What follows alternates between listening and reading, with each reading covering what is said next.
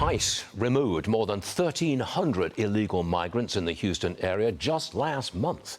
Included in that group were 32 people previously convicted of child sex offenses, 9 for homicide-related offenses, and even someone convicted of hijacking a plane.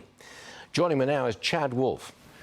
Welcome back, Chad. It's always good to see you. ICE is getting violent criminals off the street. Why won't Democrats work with ICE in any way at all? Well, it's a great question. That's exactly what ICE is doing, and I think what we've seen from Democrats now for well over 5 or 6 years is they continue to push back and try to paint ICE as breaking up families, as, ripping families apart. And the opposite is true. The opposite is that they are targeting very bad individuals, taking them off the streets of communities like Houston and elsewhere and removing them out of the country to the benefit of most Americans. And for whatever reason, there's a certain set of Democratic politicians that just will not get on board with that and will continue to refer to them as the Gestapo, the KKK, and elsewhere. And obviously, they're doing a disservice to the men and women in uniform and specifically to ICE. Homeland Security Secretary Kristi Noem, she says she's in talks with 5 Republican-led states, red states, to build new detention sites like Alligator Alcatraz, for example. Chad, if they're building all of these new sites, it looks like they're going to try to get everybody out, not just the worst criminals. Is that going to be politically palatable?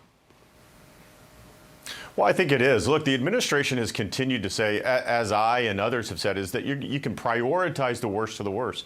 But just because you're prioritizing does not mean that you are excluding other classes of individuals that, again, don't have a legal right to be here. So you can remove everyone while at the same time prioritizing those hardened criminals, which I believe that they're doing. But look, we need to be very clear about this. This is exactly what President Biden and Obama before him did. They excluded whole classes of individuals from removal from this country. And in doing so, they both, in their own individual ways, created border crisis after border crisis. We need to be very clear with individuals that if you come here illegally, you stay here illegally, you have no legal right to be here, that eventually you will be removed from the country.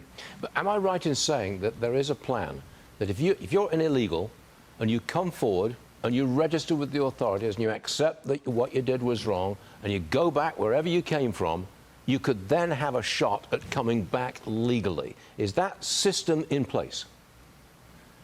It is. It's called voluntary departure, and it allows someone here illegally to remove themselves from the country voluntarily, right? Go back to their home country and then apply legally to come back in the United States. Because the opposite, or sorry, what I would say is that because if you're removed forcibly by ICE, which is to say if you're picked up, you're targeted and you're picked up and you're removed out of the country, you then have different bars, either a 3-year or a 10-year bar from coming back into the country legally. You can't do it. So I encourage all those individuals, and the administration has been doing this too, that if you want to make the United States your home, right, you want a better life for your family, whatever it might be, you need to do it the legal way. So you need to voluntarily depart, apply to come back on a legal visa the right way. Got it. Chad Wolf, thanks for being with us this morning. We appreciate it. Always. See you later.